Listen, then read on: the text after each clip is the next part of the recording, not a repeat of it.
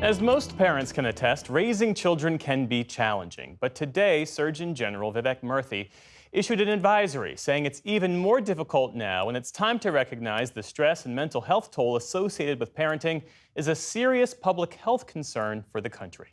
The Surgeon General joins us now to talk about his concerns and his recommendations. It's so great to have you here. Welcome back to the NewsHour. Well, thank you so much, Jeff. So there is a baseline level of stress and worry that comes alongside the many joys of parenting, but what's different about the kinds of stress that you're warning about now?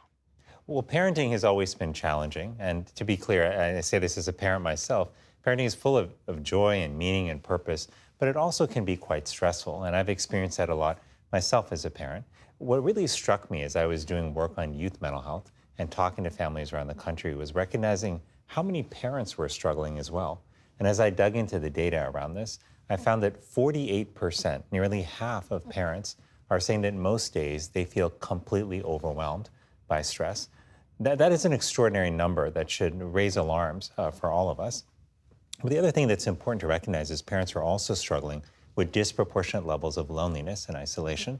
So about 65% of parents say that they are lonely, and that includes actually over 75% of single parents. And stress is tough on its own. When you compound it with loneliness, it can really take a toll on the mental health and well-being of parents. So what are the specific stressors? What are the challenges that this generation of parents are facing in particular? So there are some of the traditional ones that all generations have faced: worrying about a kid's safety, worrying about how to manage the teenage years, which aren't easy, and financial worries as well. But there are some new ones that this generation is contending with that my parents, for example, didn't have to deal with. How do you manage social media and phones? How do you manage the mental health crisis that kids are facing in terms of depression and anxiety, as well as the loneliness epidemic that's hit kids particularly hard? We're also hearing that the scourge of gun violence is particularly affecting kids as well as their parents. More than half of our children are worried about a school shooting taking place. But you compound all of this, Jeff, with the fact that we are living in a time where the culture of comparison has become intensified, particularly by social media. And so parents are looking online. They're seeing parents who, to their eye, have perfect lives, who aren't struggling with any of the challenges they're dealing with, and they're feeling even more inadequate about their life. You mentioned how the mental health of parents and caregivers is inextricably linked to the mental health of children. What are the implications? Well, if we want to address the youth mental health crisis in America, part of that has to involve supporting parents. When parents struggle with their mental health, that has negative implications on the mental health of kids. And all of us have a vested interest in ensuring that kids are well. They are the future of society. And so the work of parenting is directly linked to the future of society. It's why we all have an interest in investing in parental well-being.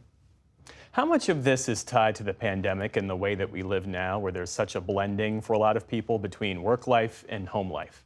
Well, I think the pandemic certainly created an increase in stress in many parents' lives. I still viscerally remember what it was like to have to homeschool our kids during that time on top of work and how challenging all of that was. And I think we're still living with some of the after effects of that stress.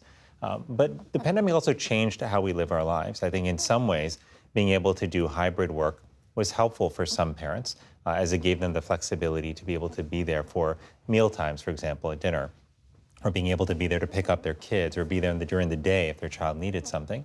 But I think being available all the time, via video or whatever remote means, maybe your choice, that also creates additional stresses for parents because it can create this expectation that you're available all the time. And so one of the things that's really important in the workplace is to have a culture where leaders understand what the stresses are that parents are managing, where they have policies that support parents, like predictable schedules, so that parents can schedule and balance, work and home. And where there's also some degree of flexibility so that if issues come up, like a sick child, a parent has the ability to respond in that scenario and care for their family without worrying that they're going to suffer at work. What are some other big picture recommendations to address this crippling level of stress that so many parents face?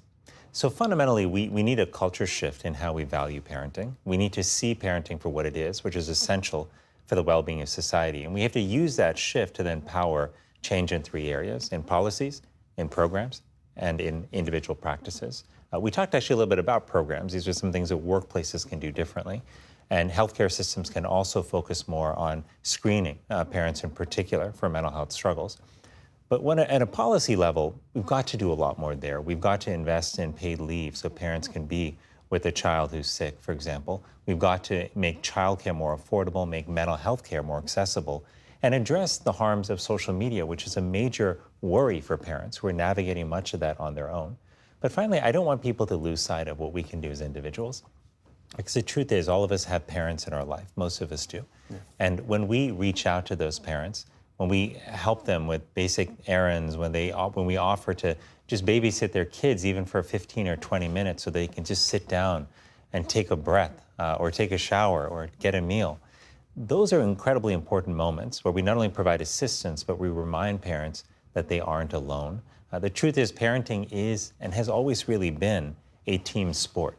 It's only in relatively recent years that we've come to put this pressure on parents where they feel that they've got to do all of it by themselves. Otherwise, they're failing as parents. And the truth is, we need each other. We need fellow parents, we need friends, we need family, we need neighborhoods and communities that support parenting. And if we do, then kids, parents, and all of us will be better off. Parenting is a team sport, is what I hear you say. Absolutely, absolutely. U.S. Surgeon General Vivek Murthy, thanks so much for being here. Thanks so much, Jeff.